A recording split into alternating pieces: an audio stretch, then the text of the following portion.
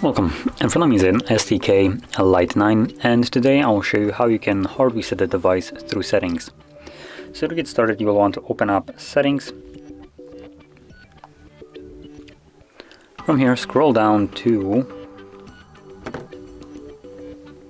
System, select Advanced. Excuse me, what was that selection? There we go. So select Advanced and then choose Reset Options. And here you want to select Erase All Data Factory Reset and confirm it by selecting Reset Phone at the bottom and then erase everything.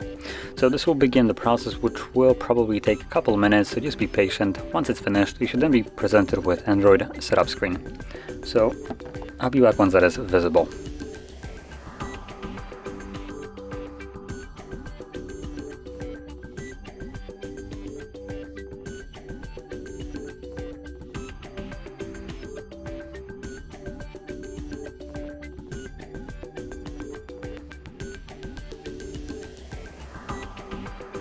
And as you can see now, the process is finished and you can set up your device however you like.